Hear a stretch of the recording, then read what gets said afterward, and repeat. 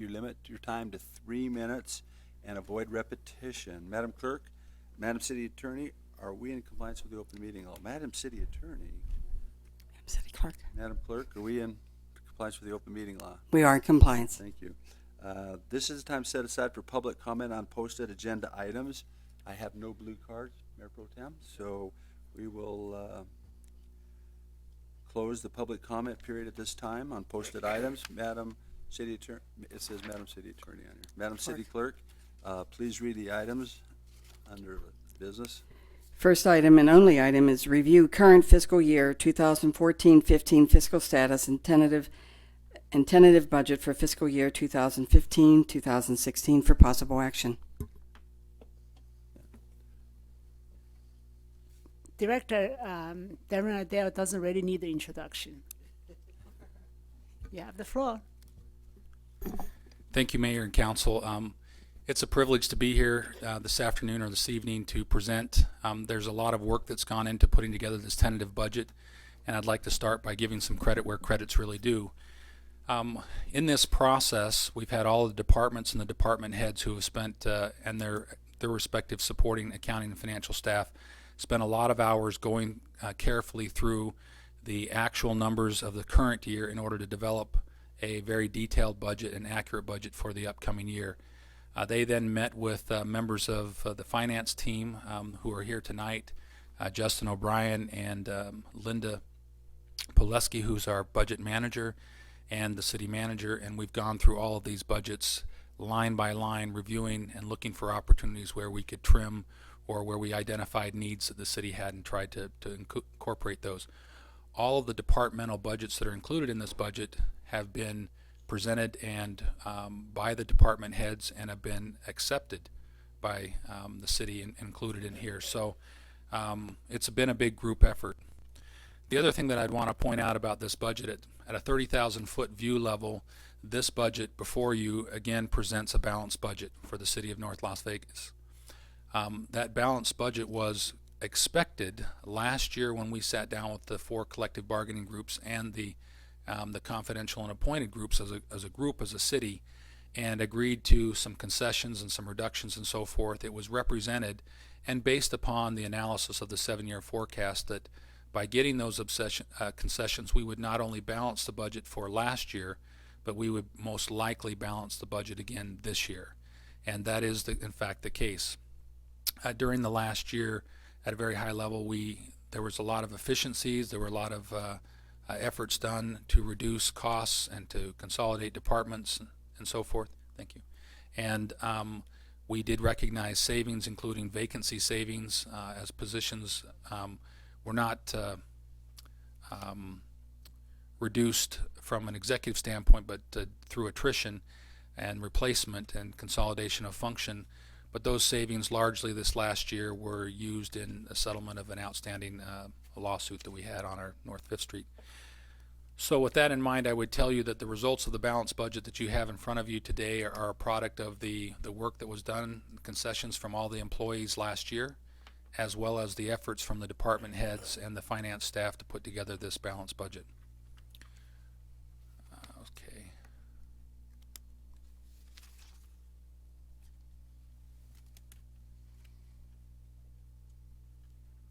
All right, great. The first slide that we have here, in determining what your budget is going to be, you first need to look forward through the rest of this year and determine what your ending balance is going to be, how much is left over after you've collected all your estimated revenues and you're spent all your dollars. What do we expect to have in our ending fund balance? In some budgets, this is not real critical because typically this is funds that aren't typically used in the following year. But in our case, where our fund balance is literally at that threshold of 8%, it is very critical that we understand whether that's going to be slightly more and give us a little bit of ability to wiggle next year in the budget, or whether it's less. As you recall, last year this council approved that the city could temporarily go down to 6% of its general fund ending balance in order to accommodate the most that we could do as a city to settle our outstanding lawsuit with our employees. At the end of the year, we had our audited results came in, and that was at about 6.2, 6.3% as listed up here in this slide. So we have in the first point an audit beginning fund balance at the beginning of this year, which was the result of the last year. We were at 6.3% general fund balance. And then, of course, that 6% was only allowed to happen for 1 year. So by the end of this fiscal year, we needed to be back up to the 8%, which is what the council approved. So in order to do that, we have to come up with approximately $3.8 million to fill that piece that was used in last year's settlement. And so that's included there. Revenues this year have done better than expected. An estimated increase by the end of the year, we're anticipating a total of $3.6 million to the better for our revenues. And expenditures also doing slightly, our expenditures slightly up with 0.2 or $200,000. The estimated ending fund balance that we expect to have in June 30th of this year will be approximately $10.1 million or 8.05%. So coming in very, very close to that threshold of 8% that we have.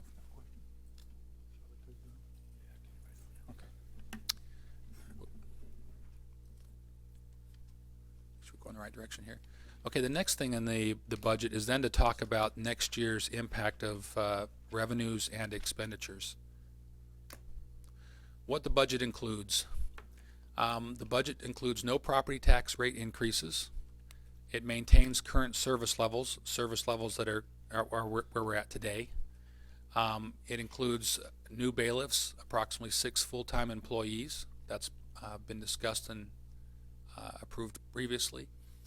It includes all 2016 debt service requirements. For those creditors who are listening to the presentation tonight, that's of great concern to them. And we anticipate meeting all of our debt covenant requirements. It includes the adopted 2016 CIP plan that was approved by this council just about a month or so ago.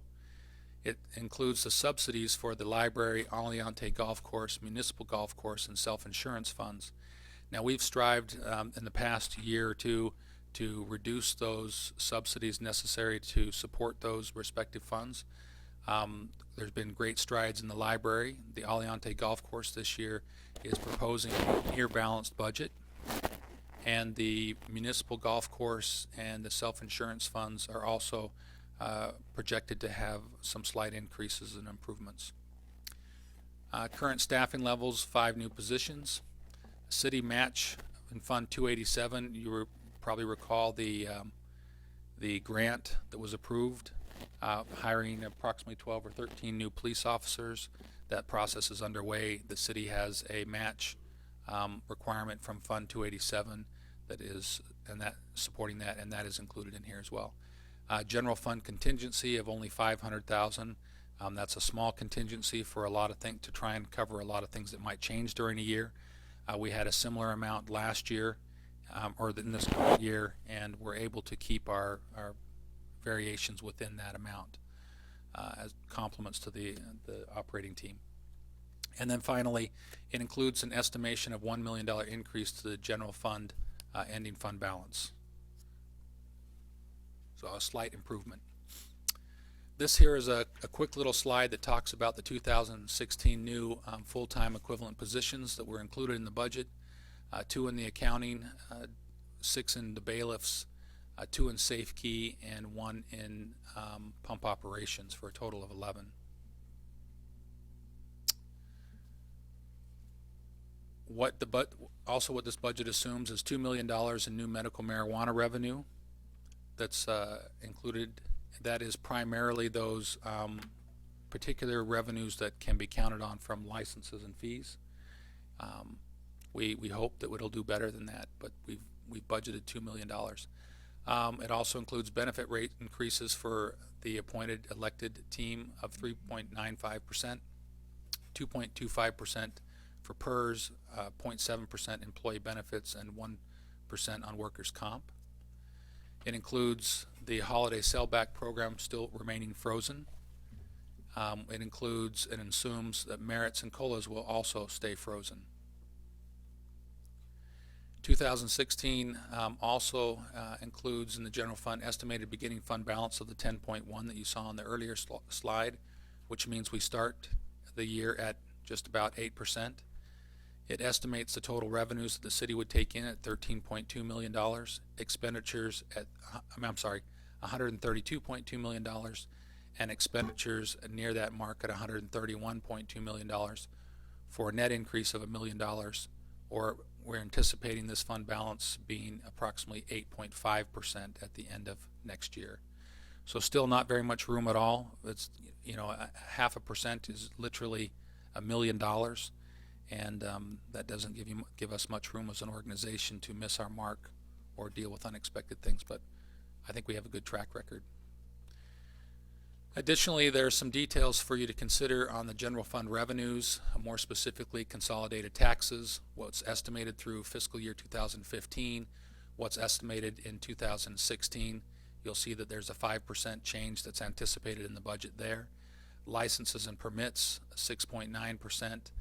We talked about $2 million of that basically coming from the medical marijuana increase, so the large percentage of that 6.9% increase. Property taxes going up slightly, about $500,000. Still feeling some impact from the caps abatements. Fines and forfeitures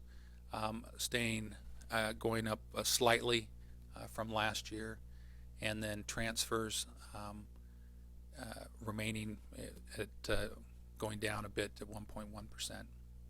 Total revenues of $127.9 for the current year, and anticipated $132 million for the next year, a 3.3% increase.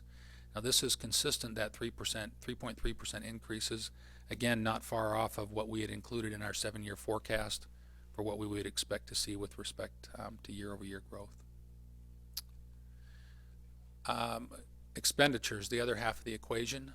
General government fund, we expect that to go up about 15.2%. Judicial going down by 2.2. That really largely has to do with the move of the marshals and the record clerks to the PD. Public safety, you'll see public safety went up, again largely due to the marshals and the public and the records folks, but also includes the costs that are related to the grant and the recent hirings. Public Works, a slight decrease. Culture and rec, almost even. Community support, slight decrease. And attrition, again about $2 million associated with attrition. I'll come back and speak to that a little bit later in the presentation. General fund expenditures between the 2 years. Comparison, another way of looking at it, salaries. You're seeing a 1.9% increase in salaries, a 4.1% increase in benefits.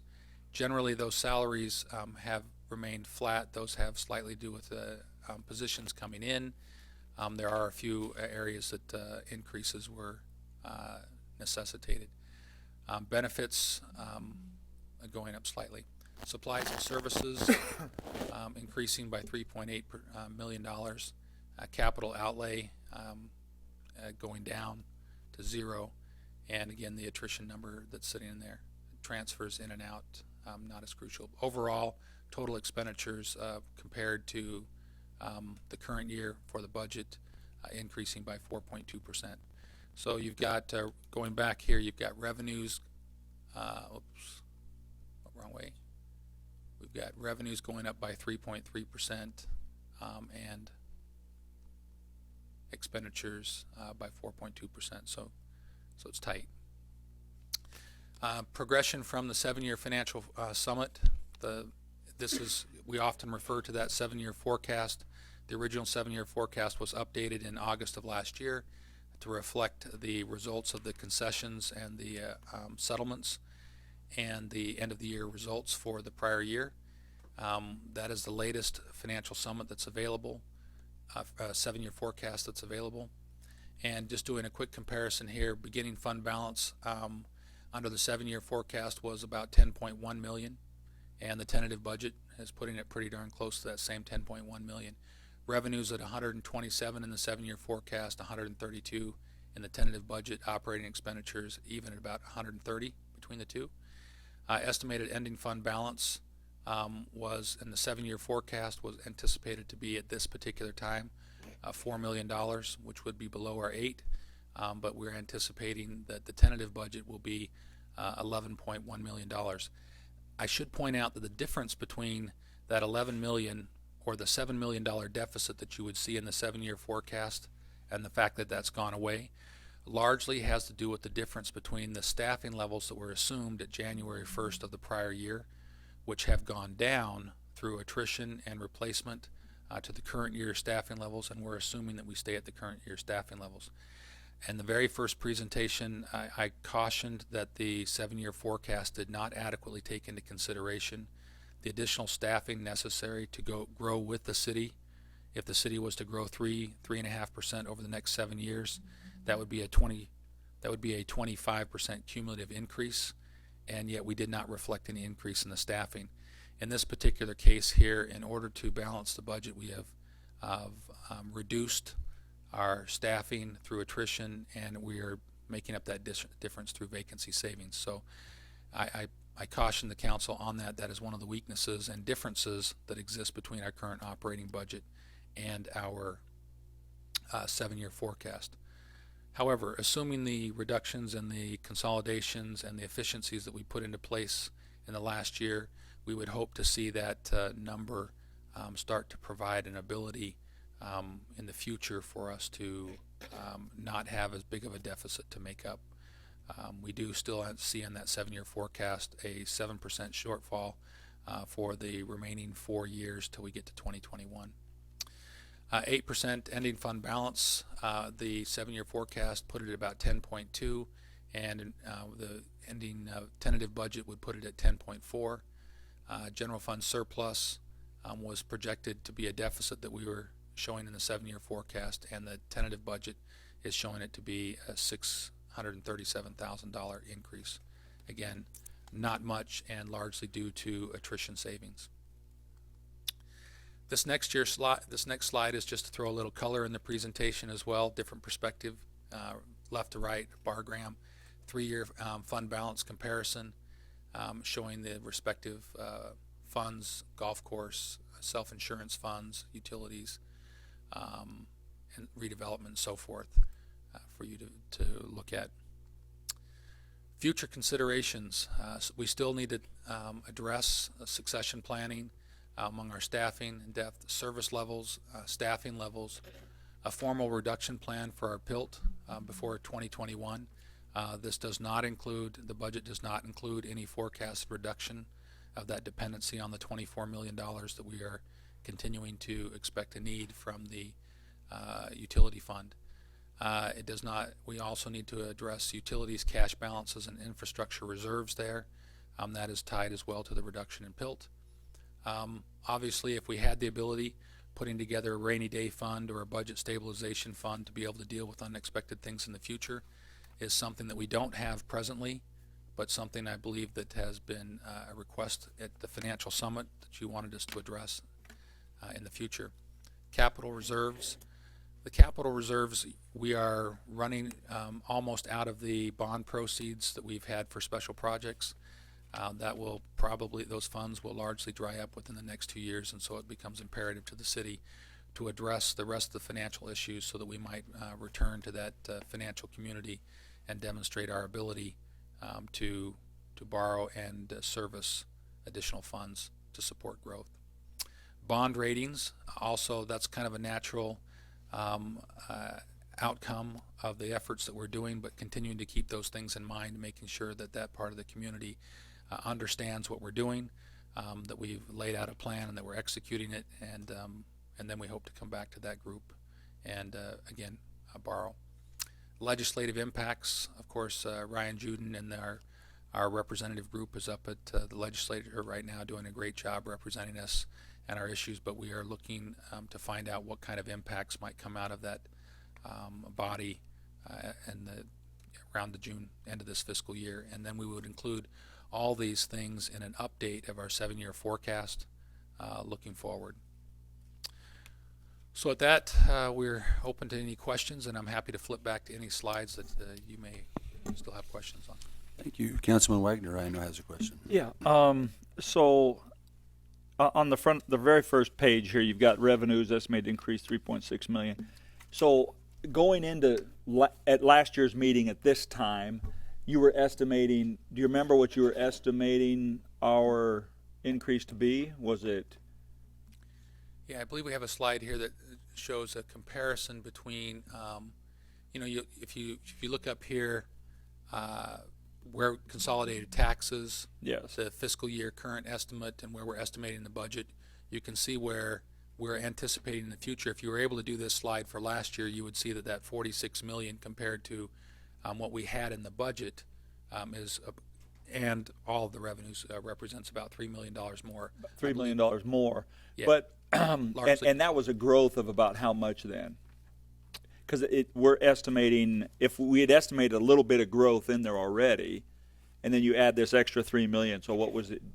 Off the top of your head? Just doing some rough figures, if 4.2 million is 3.2%, then 3 million on the prior 46 number is probably going to be right around 3%. So based upon our estimates that we took from the Department of Taxation for a lot of these revenue numbers, Yeah. the economy has done a little bit better than they had projected, and we've been able to incorporate that in there, but it has not left us any room at the end of the year. Yeah. where Well, we thought we'd be. and then saying that you're estimating now as you went forward into this coming year that our revenues are going to be up maybe 3.2%, but our expenditures are going to be at 4.2. Is that what that slide said? Right. So we're still we're not equaling our growth. The revenues coming in is not equaling the costs going out. We're not able to. No, and we're not far off there between the two, and also impacting this is transfers in and out. But we anticipated that this was going to be what the picture looked like after last year when we sat down with the employee representatives in those negotiations. The objective there, as you recall, was we were trying to figure out what the most that we could come up with and settle, and that's kind of put us in the position that we are right now, which is flying very low to the ground and level.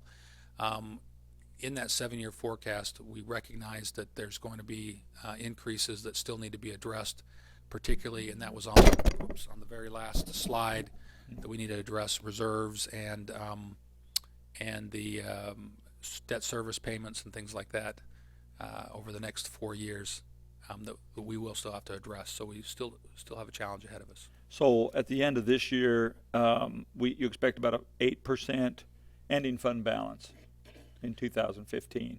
We expect 8% at the end of this year, and the budget would, based on the budget, would put us at around 8.5% at the end of next year. Okay. And that's including that $1 million. You said probably an increase of $1 million gets Yeah, us about 1%. Yeah, So the public understands that ending fund balance at 8%. If we didn't collect any money, how long would that last us? last year about a month. About a month. That's about Okay. a month of reserves in our operating. We have close to a $110 million general fund operating balance budget, and 1/12 of that's going to be, about $10 million. So it's crucial, just like in our private lives, that we get us a couple of months worth of expenditures in case Yeah, tragedy. the goal, strikes. we met with the Committee on Local Government and Finance, and the chairman, Marvin Levitt, cautioned us about falling below 8% again in the future. Obviously, we did it for a very brief period of time, and we did it with their advice last year. We went and sought their advice before recommending it to the council. But even at that, we've been advised to try and put some room between that minimum threshold of 8%. But at this point, with the PILT still being an item that needs to be a plan that needs to be addressed, and upcoming debt service increases and shortfalls in self-funded reserves, it's going to be difficult to get too far away from that and without asking for too much from stakeholders. Thanks for your presentation. I have a question. Does anybody else have a question at this time? No? Darren, you seem to be on target again. I'm very happy for that. Just a couple questions. This is a tentative, not the final budget, right? It is. So do we have to give this to the state? When is the date that it has to be mailed in? And So the tentative budget has to be then followed up with, I believe, a public discussion about the final budget, and then that final budget has to be submitted. May 19th would be when the public meeting would be, and then we have to have it turned in, I believe, to the state in the first week of June. I'm going to look to Linda for confirmation.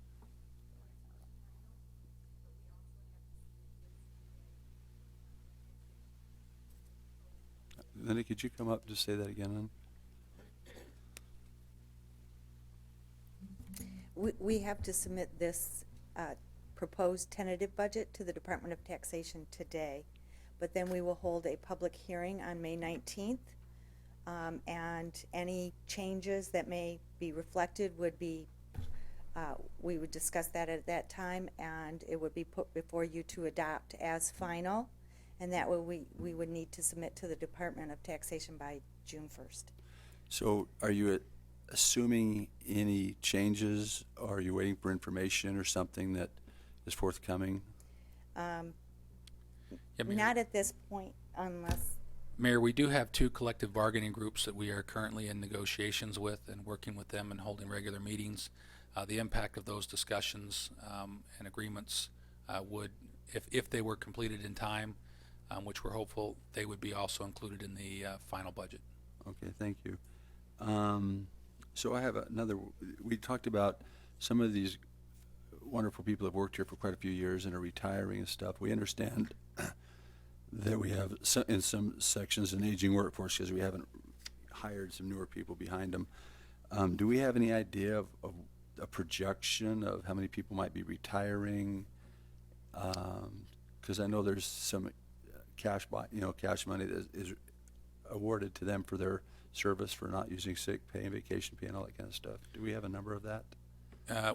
We don't. Obviously, we have some indications, and we'll continue to have indications as we approach the June date of who might be retiring, and what kind of payouts that might be necessary for the city to meet its obligation to those employees.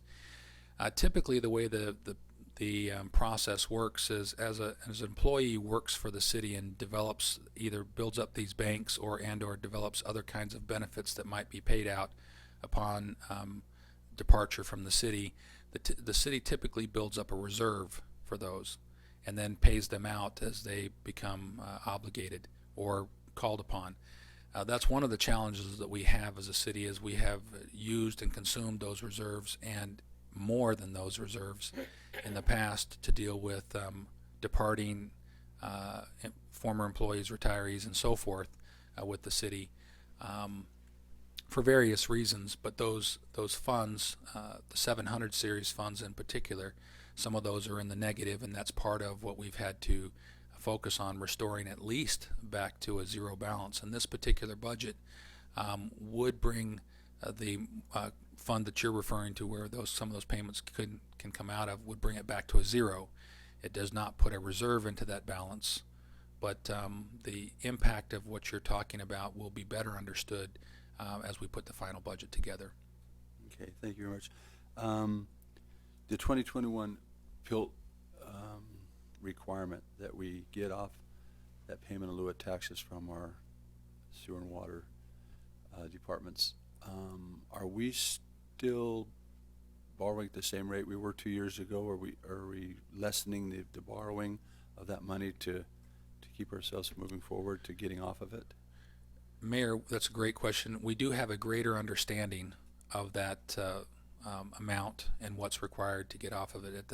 2 years ago, we understood that amount to be about $32 million at the time that the state had wanted to freeze and cap that and start looking at a plan to reduce it. We've gone back with outside advice and counsel and reviewed the detail very carefully and the statutes with respect to and accounting practices, what's appropriately an expense and what is not going forward. In other words, what needs to be weaned off of. And that number has been better understood and is now at $24 million. So in 2 years, we understand that we have a more clear picture of what the city needs to get off of. But that $24 million annually has not been planned to be reduced, neither in the 7-year forecast nor in the immediate budget. And then I understood, and I haven't really approached the subject, but I understood during the worst of times, we stretched out bonds that are coming due, whether the interest rate went up a little bit, but where they paid interest only a little bit longer in bonds that they'd collected, but next year we have to start making payments on those bonds, is that correct?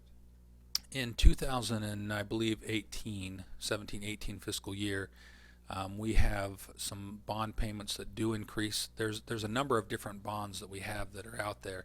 Some of them pay down, and some of them have go from interest only to principal and interest. And the impact of that is in those latter years, from 2018 on, there's a net increase to the city in the debt service obligation more than we have right present. Well, from my, I guess, obligation is to go out and try to increase revenues. Go out and do the things that North Las Vegas needs to do to be regional leader again and start driving a better profitability I believe, standard. Mayor, yourself and the council have, with respect to the PILT and reducing our dependency on that, have addressed that with a plan of growth. And it's my personal opinion, professional opinion, and understanding the finances of the city that in fact is probably the most stable way and the responsible way to address the reduction of that, which includes, in order to facilitate that growth, will require us to get back as an organization in front of the financial community and be able to borrow for infrastructure funding and to allow us to support that growth in residential, commercial, and industrial. The potential's there. Council, any questions or maybe comments at this time? No? Well then, I guess that we'll need a motion to accept this item. Move that we accept this presentation. Please cast your vote.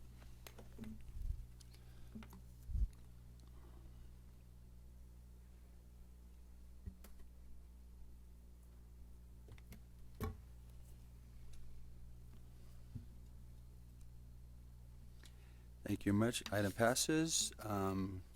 This is a time set aside for public comment. When I call your name, please come forward. I have no blue cards here. Is there anybody in the audience that would like to approach the city council and discuss this budget workshop? Seeing none, we'll close the public hearing. This meeting is adjourned.